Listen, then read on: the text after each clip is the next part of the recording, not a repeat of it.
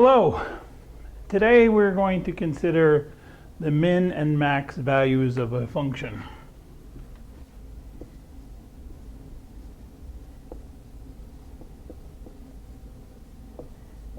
Over some interval. That may be the entire domain of the function, it may not, but whatever the case might be. Now, min-max is a matter of perspective. In other words, we can consider, two different ways. We can consider our values globally, in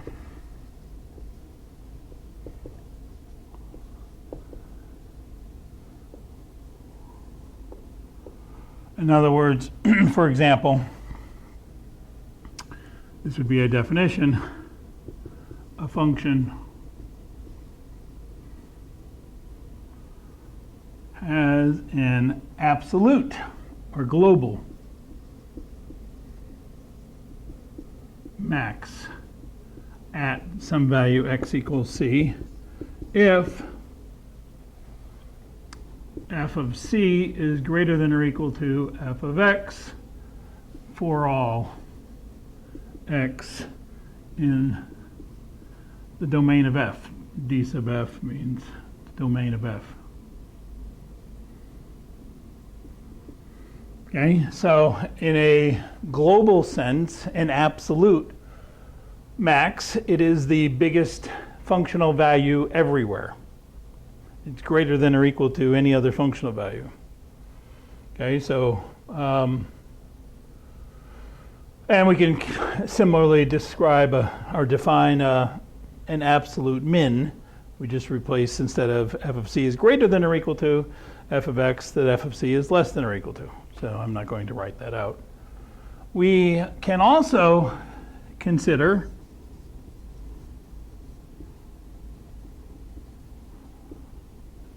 locally a min or max. And definition, a function has a relative max, for example, at x equals c if, and this is a little bit more complicated, there exists an interval I containing c such that f of c is greater than or equal to f of x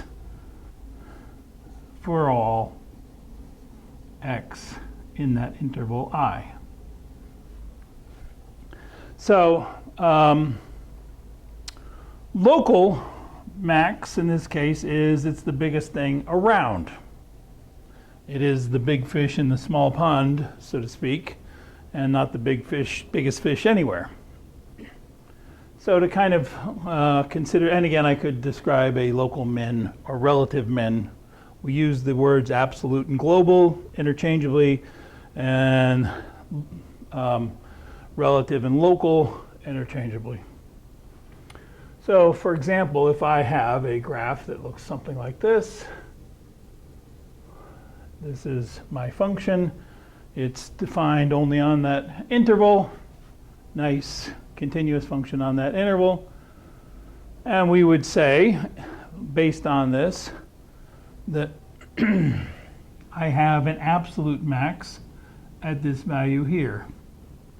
And so I'm going to kind of point out the important values. So I'm going to call this x1, this x2, where this occurs, this x3, and this x4.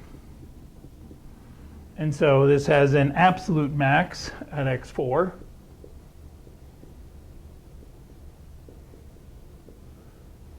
Notice I'm saying at x4. The max itself is f of x4.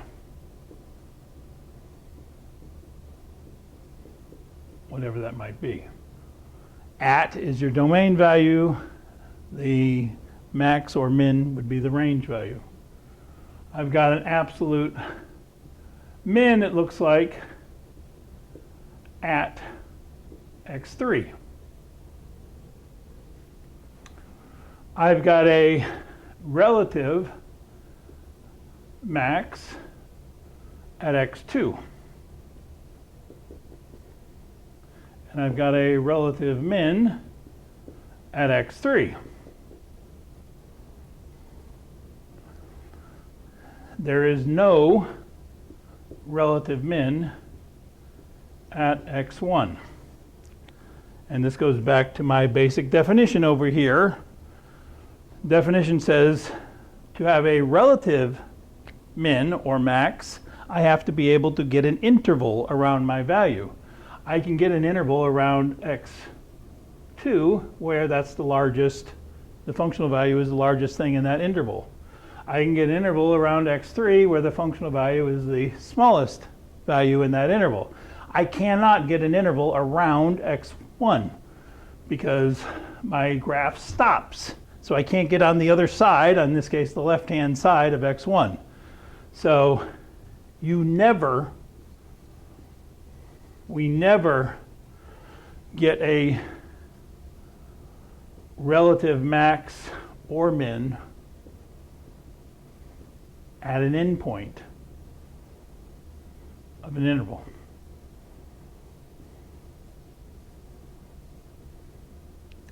Never get a relative max. You can get an absolute because there's nothing that says anything about being in an interval in my definition for absolute. So I can have an absolute max over here. That's fine. You're never going to get a relative max. So I need to, well, let's leave the definitions and I'll erase my examples here each time. I think that's a better way to go.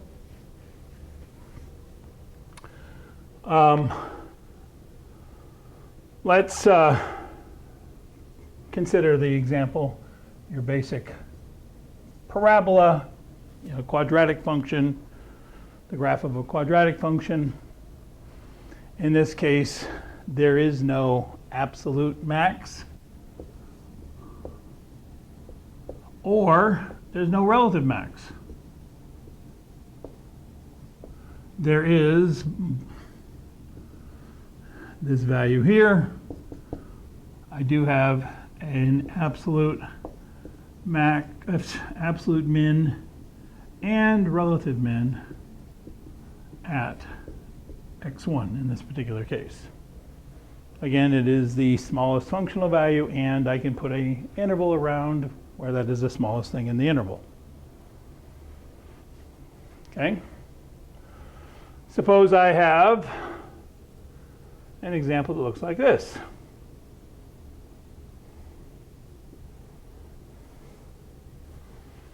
And I'm going to call this value x1, this value x2. Clearly there's no absolute max or min. Because of these arrows means it keeps going.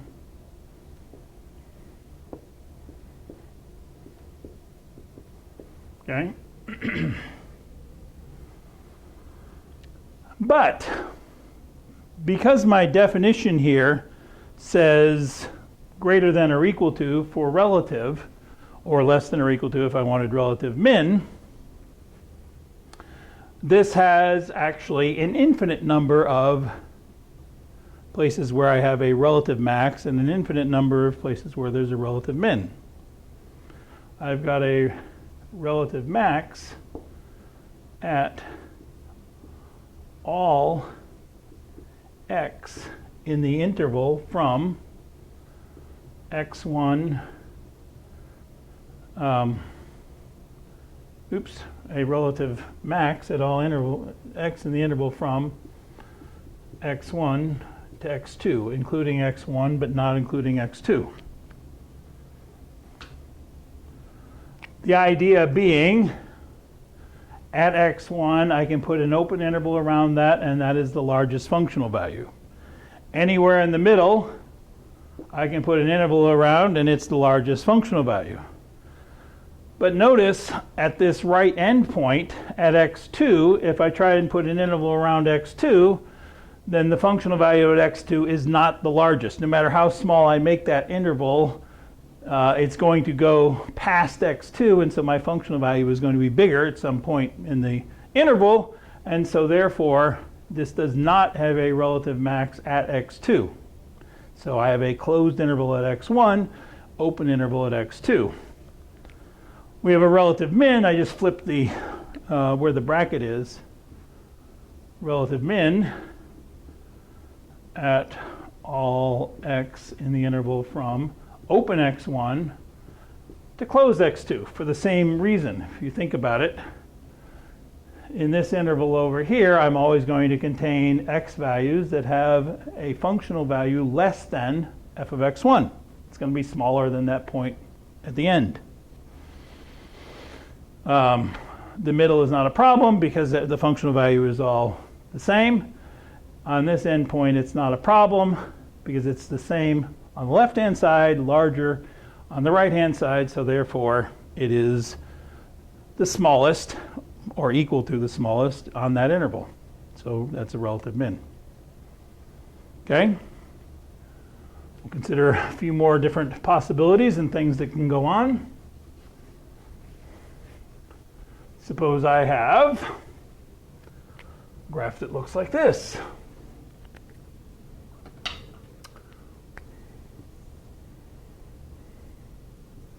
We'll include an endpoint here. We have a jump discontinuity there.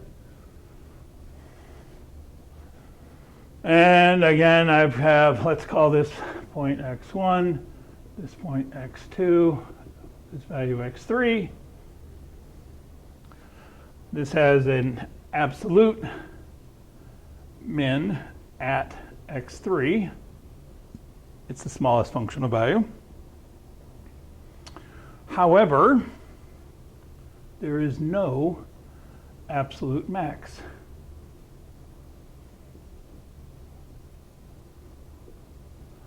Because of this open circle, that means I never actually reach that functional value, and so therefore there is no largest value. So any interval around x2 is going to be something like that. So there's also no relative max. I don't reach this functional value, so there's no absolute. I can get closer and closer to it, but no matter what I pick, there's always something bigger. And same reasoning, there's no relative max. Because no matter what element I pick in this open interval, there's always some value that's bigger, functional value that's bigger, because that endpoint isn't included. And obviously, there's no relative min. If we kind of flip things around, if I include the top point and now don't include the bottom point in this middle, now I have an absolute min at x3, an absolute max at x2, because now there is a largest functional value. I've got a relative max at x2, and again, there is no relative min. All of this goes back to what our definitions are over there. Okay? If I have a space in between, then again, I cannot have a relative because there's a gap. It's an endpoint of an interval. Even if I do something like this, right? This is x1, this is x2, x3, x4. And so the domain in this case of this function would be x1 to x2, bracket union, x3 to x4, which means all of these are endpoints, and so therefore I can't have a relative max or min at an endpoint. There are no relative max mins. There are absolute.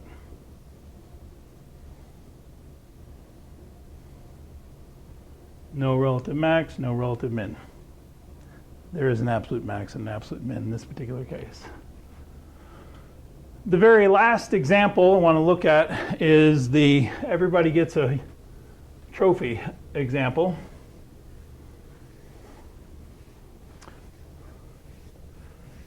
And in that case, this is my function. It is a horizontal line.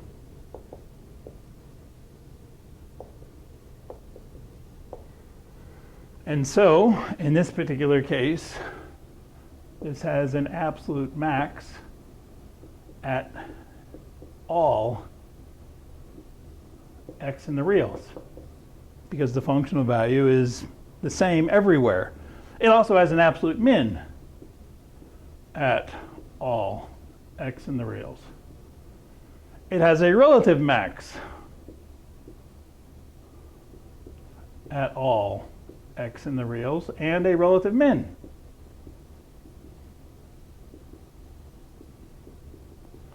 And so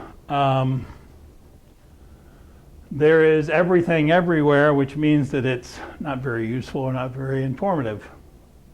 So in this particular case, my definitions tell me that there's, again, relative max, absolute max everywhere, which means it's not useful at all. Now, we are going to be considering the absolute max and min of functions and relative max and min of functions. So this is going to be extremely important.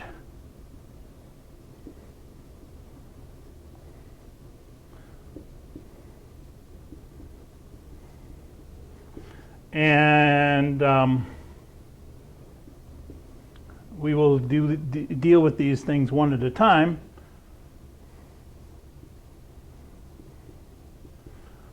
It is generally difficult on a general function, to find the absolute max and min.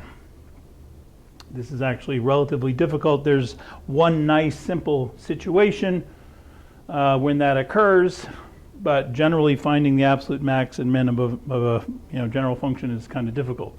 Finding relative max and min of functions is a little bit easier, assuming we can take the derivative. So we are going to consider both perspectives here, the absolute max and min of functions and the relative min and max and min of functions. And then in some ways, we will see that we can kind of use the relative max min methods to get an absolute max and min. And that is a kind of very special case. So we have the special case.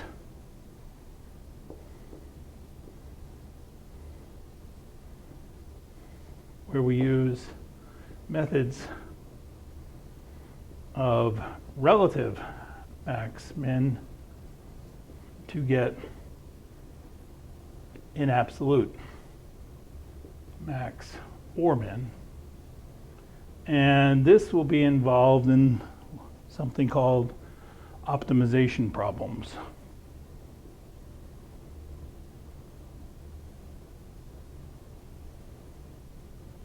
This is how we end up dealing with what are called optimization problems. So this is going to be extremely important in a major application of derivatives.